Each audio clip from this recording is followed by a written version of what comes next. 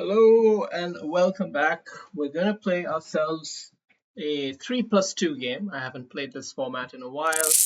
I do consider it to be the hardest blitz chess format that there is. 3+2, you got to really know your stuff. You can't just fluke your way to the finish line. You have to play a good game.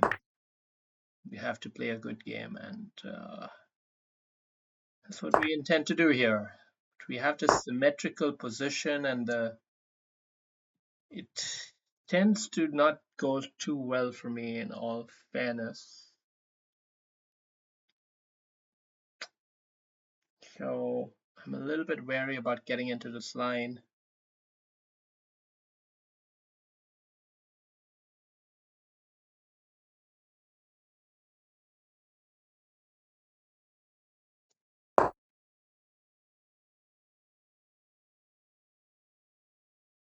Maybe I will throw in an a6.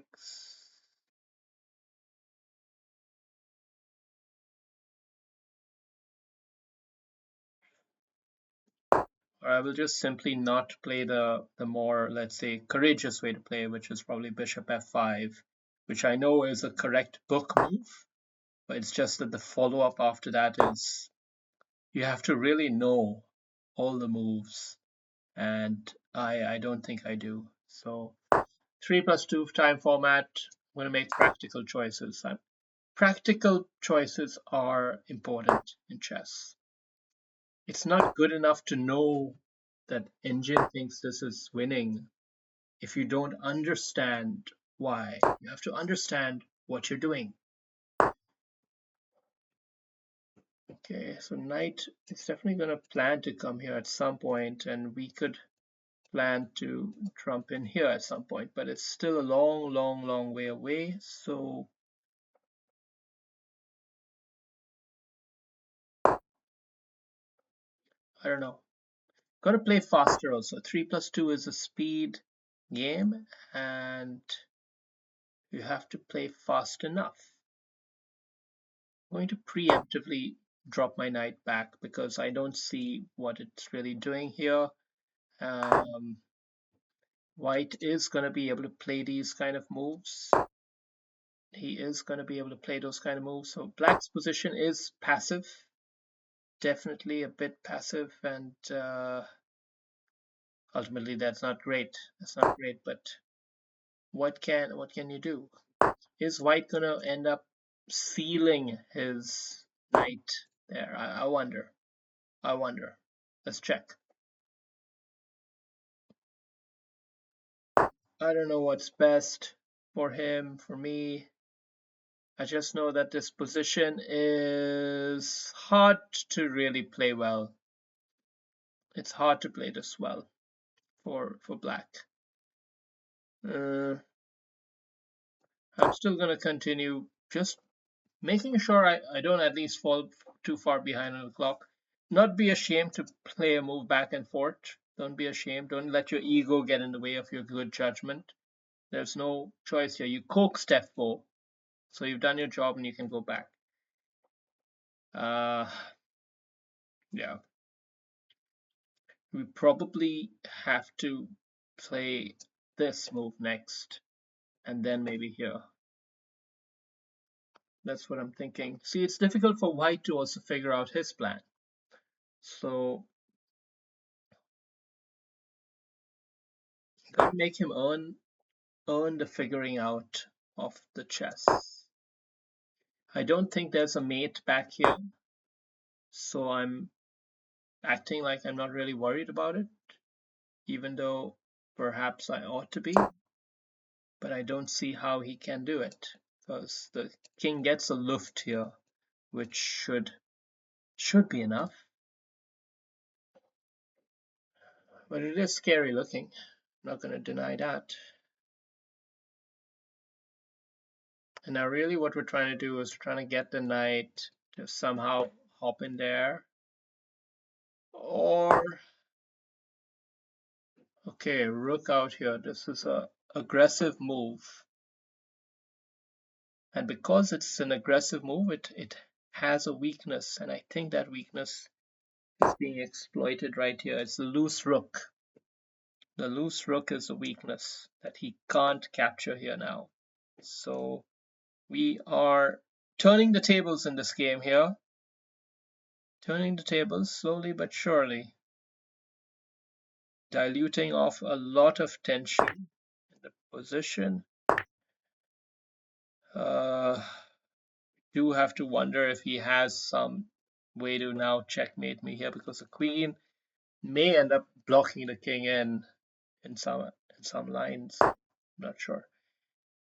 We can't capture here now because then he will checkmate us. So if we capture it this way instead, it's the same pattern.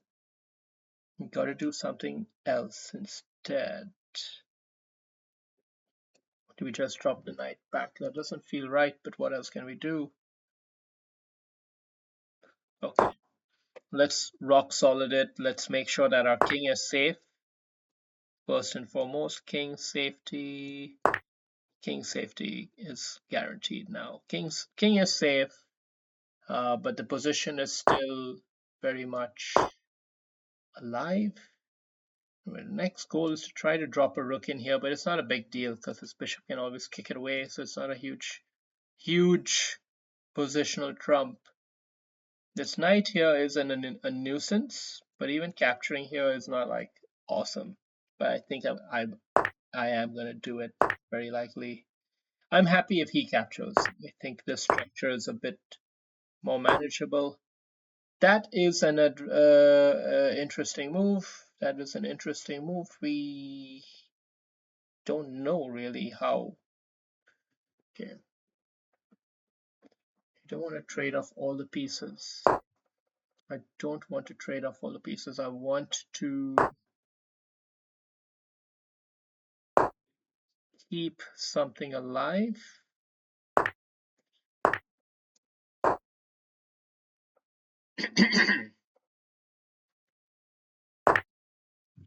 It's a 3+2 game, so gotta know your shit. I think he can't possibly like maneuver this pawn all the way to the finish line, but he can of course get his rook here and win this pawn, so maybe that's good enough. But we have to think now, how do we win this position? We're blocking the king off, that's good. That's good. Gotta hold this pawn, we gotta hold this pawn, very critical. Rook coming in here is a nice move. Nice move, and now there are some tactics which could ensue here as well, and he doesn't quite have the tactics working out, but he's close to it. We have to defend it laterally. I guess it's a drawn position in principle, probably, but very difficult to really play accurately for black, I think, and for white. I'm tempted to release a lot of stuff here, but I'm going to instead now sacrifice a pawn and use it to sacrifice a second pawn and start putting pressure here, because now the bishop is taking away a critical square. But I don't know. A lot going on in the game. I don't think it was necessarily accurate, but we outclocked him. Okay, tough games. 3+2 are tough games. Let's see the rating, 83.6. So it was a pretty even position even at the end, but let's see. Yeah, whenever you play 3+2, you got to put your real chess hat on. You know, it's like the mature version of the game. And this pawn move to b4 as well as this rook move c1, it all looks so natural. And at this point, I thought white has a comfortable position. But it turns out that there's a blunder, and I have a chance to win a pawn here. And I guess that pawn has to somehow be connected to this one here. But let's see. What should I have done next? Capture there. So capture there, right? Because if he captures back, and you capture back again. You've got 2 pawns for a knight, and immense pressure here, which he can hold off on by queen there, but then you amp it up further with the third piece, and then he doesn't have the bishop back to defend it. So that's a nice one. Nice one. Okay. But we didn't go that way. Instead, we played more gentle chess and stupid chess here, really. Like, I didn't know what to do exactly. So just sort of keeping some semblance of a structure and trying not to lose the game rather than trying to win it. But here we did sense a moment. And for that we have to give ourselves credit. Sensing that moment when a loose piece has emerged and then making the right judgment to kind of hold it in. So momentum did swing a little bit here, but white is still marginally ahead. And then white plays a tricky move here. That's a move which creates a little bit of spice. It creates opportunity for both sides typically. It's against the Nash equilibrium, but if you don't respond accurately, it'll help white a lot. So this is not the right response, it turns out to be.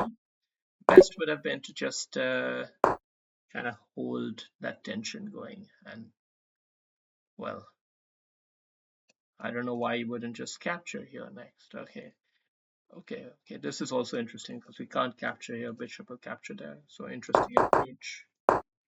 But white, instead we played this move, and this also created some more flux. So he created spice, we created more spice, and we got into this position and he played yet another spicy move. And we tried a little too much here, I guess. Computer suggestion is to just, just trade them off, basically.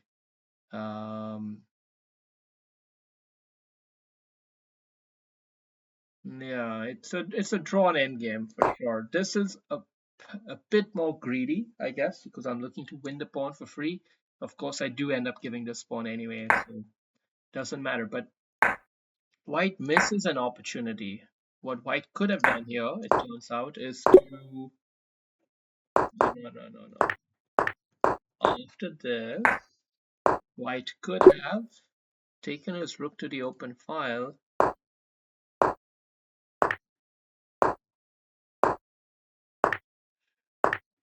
And then exerted some pressure and created this situation. Wow.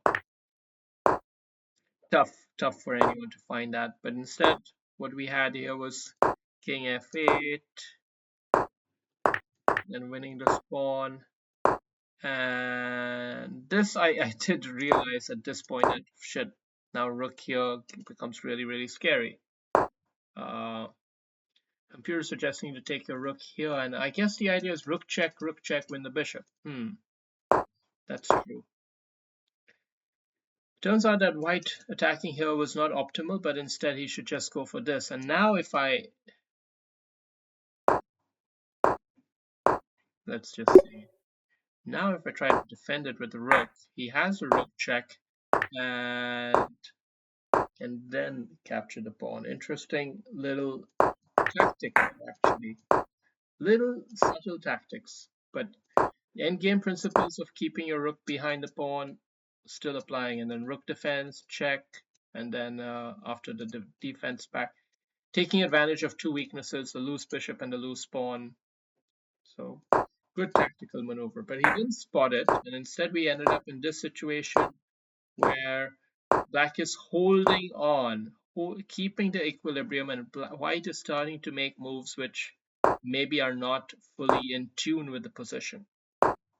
That's when black finally decides it's time to crack through here and put real pressure down the line, and it's just too much for white. But it really isn't. Let's see how the game could have proceeded. Shit. In a messy way. It's a messy game here.